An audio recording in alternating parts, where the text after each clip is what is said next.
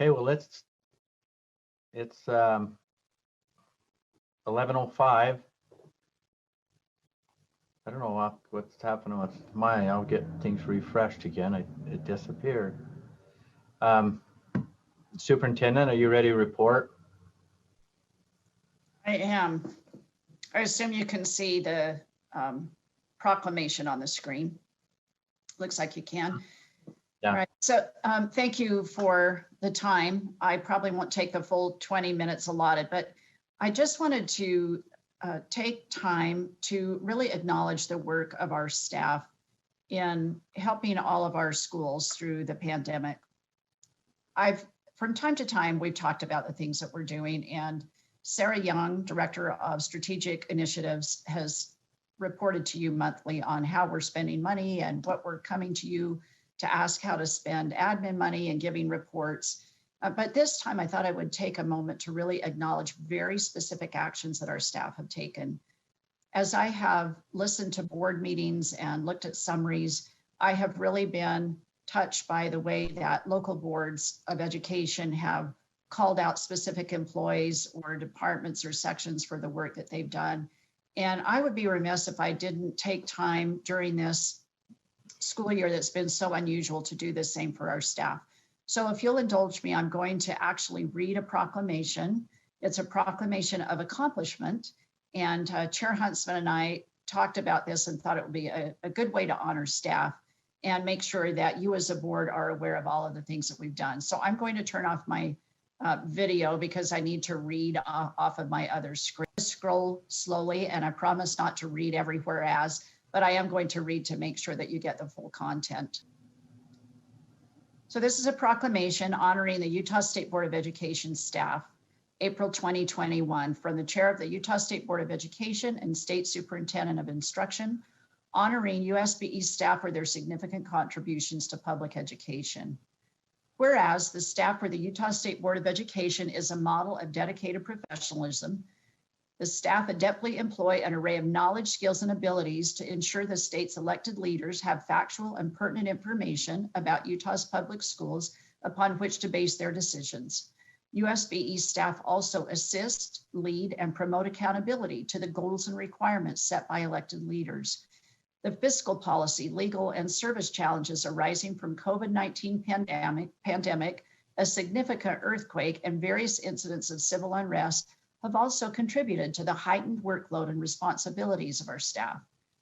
Whereas USBE staff members worked extraordinary and stressful hours during the past year to ensure public education services continued uninterrupted, USBE staff consistently provided exceptional service to the public and schools, sometimes in the face of personal risk to their and their families' health.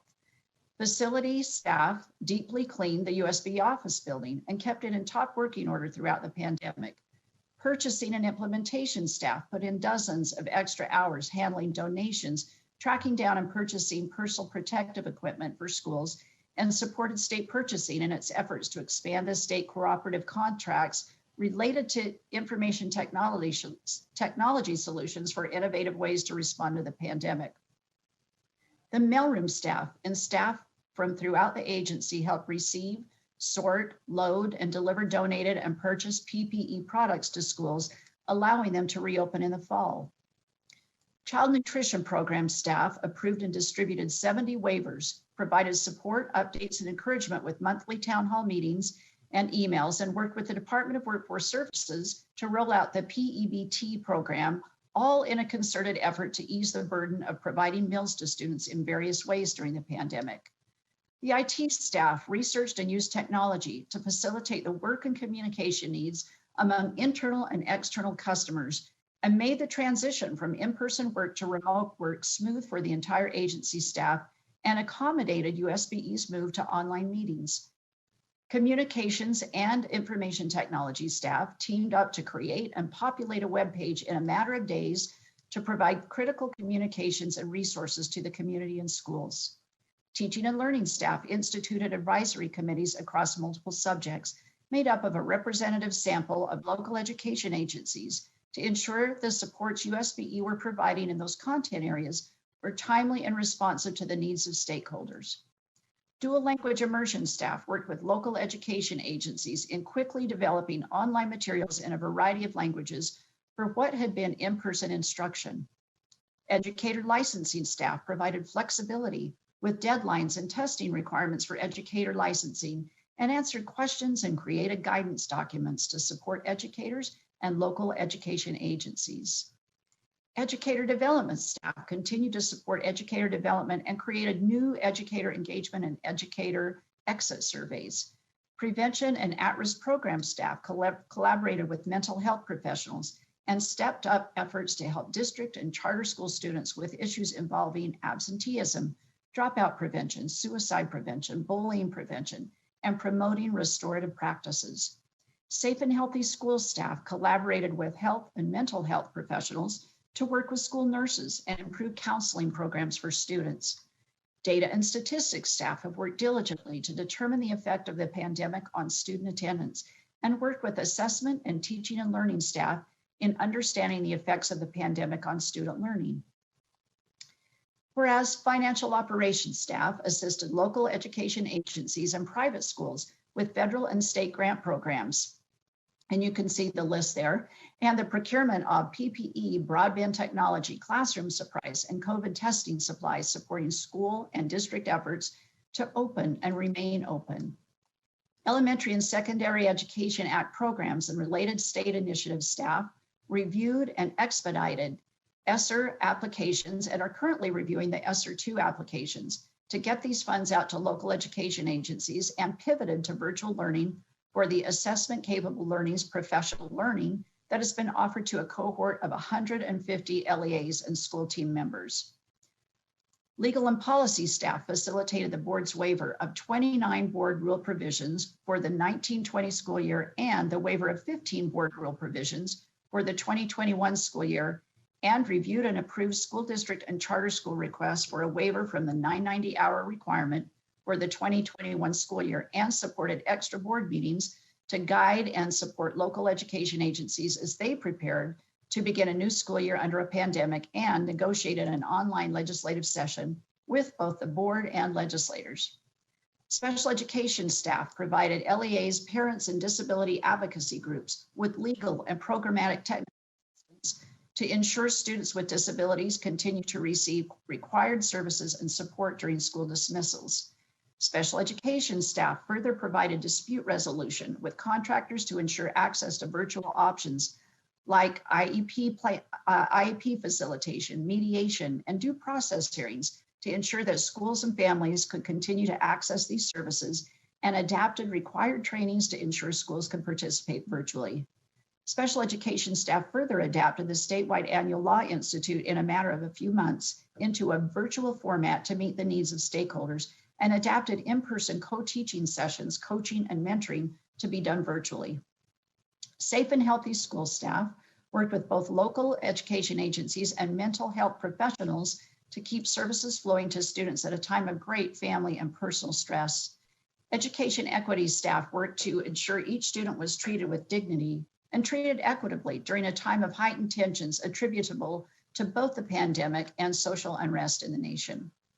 Student data privacy staff responded to many questions, assembled guidance on remote learning and student confidentiality, wrote, filmed, and edited guidance concerning the Family Educational Rights and Privacy Act and virtual learning, and worked with the Department of Health on developing model policies and consent forms.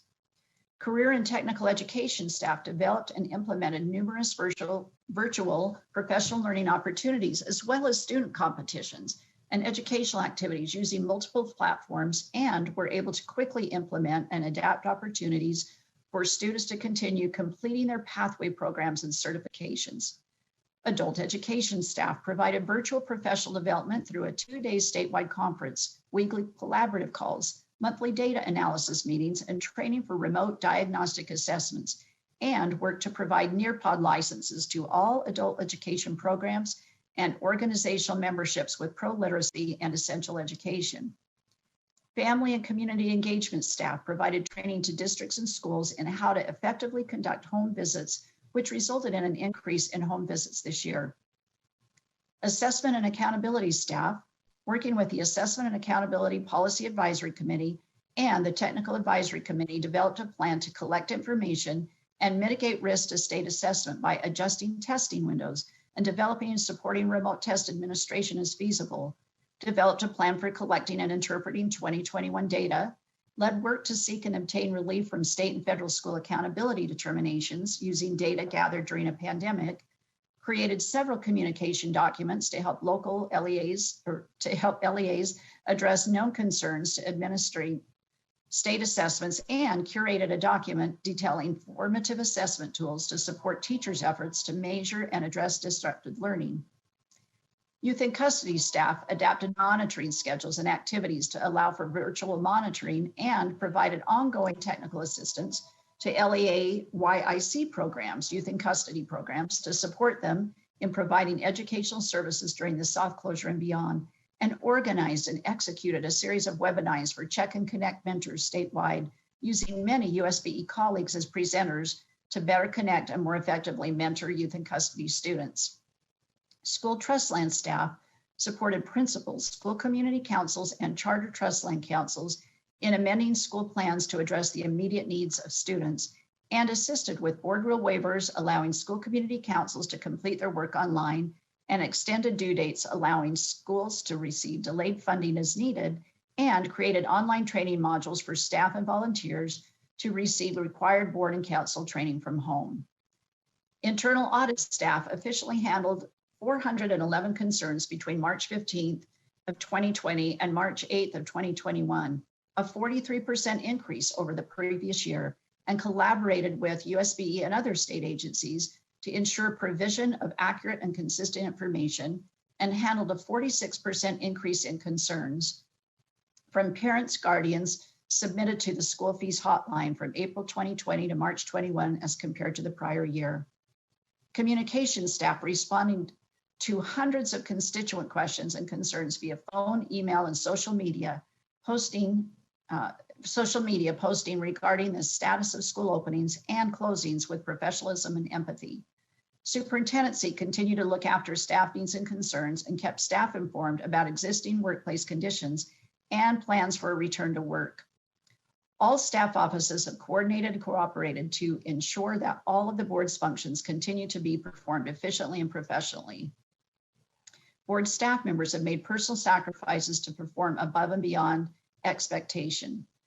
Whereas the success of our schools would be hindered without their concerted efforts, USB staff gave generously of their patience, skill, intelligence, time, and they continue to respond promptly to both board needs and systemic needs. Now, therefore, be it resolved that the chair of the Utah State Board of Education and State Superintendent of Public Instruction extend their appreciation to USBE staff members, and be it further resolved that a copy of this resolution be sent to the employees of the Utah State Board of Education. So thank you for indulging me as I read through that, but I just think it's so important for you as a board to be aware that the nature of our work continues, but it was amplified certainly during this past year. As we lean into the summer, supporting all of our schools as they work on their ESSER 2 funding and ESSER 3 plans, we'll continue to provide additional support and care. And I'm just so proud of our staff and appreciate each individual in the agency that contributes to the greater good of outcomes for each and every student. So thank you for your time and for allowing me to share. Okay, questions, comments from board members, and I just want to weigh in on this a little bit.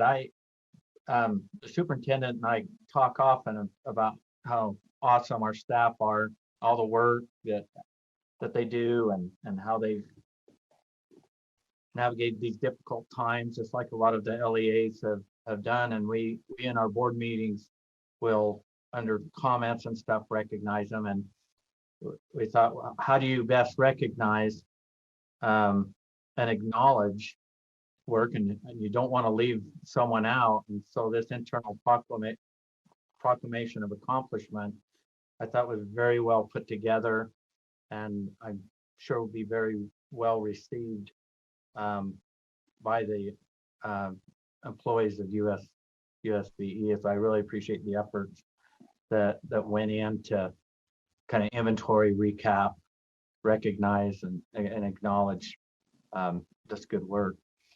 Questions or comments for the superintendent from board members? I'm not seeing any hands raised, so thank you. Chair Huntsman, if I may, just acknowledge the communication staff for their role in putting this together and gathering all of the comments from our leads in the agency who know about the specifics. I failed to mention and acknowledge their work. Thank you. Okay, I've got some hands raised. Vice Chair Davis. Thank you. I've learned a lot over the last couple of years, but one of the things that I've learned that I can say unequivocally is how much work goes on here at this office, and the support that we give to our schools at the local level. So I appreciate hearing some of these summaries and just express thanks for that work. So thank you. Member Moss. Thank you. Sorry, I just wanted to add my voice. That was a lengthy list of amazing accomplishment in an historically difficult time. So seeing all that brought together was quite the, I think, monument to an amazing effort. So I just want to add my voice of thanks to that. Okay, thank you. Board Member Booth. Wow, I just can't hardly comprehend how you could even come up with a list of all of the things that were being done. As you continued on down that list, my eyes were opened even to a greater extent than what we've already experienced as new board members, and the wonderful support that we experience every meeting and committee meetings and in between times as we have questions. I wish there were a way to shout this from the housetops to let this great Utah community, this greater Utah community know the great work that is being accomplished, often thankless. And I'm just grateful to be a part of this team and to be able to benefit so greatly from the hard work of your staff and of the superintendent. Thank you so very much for making Utah public education not just a dream, but a possibility, a real possibility for every child in Utah. We appreciate you. Thank you. Vice Chair Davis, your hand's still raised. Did you have an additional comment, or you good? Sorry. Oh, you're fine. Just try, part of my job here, keep track of what's on the far right of my screen. So, well, thank you, Superintendent.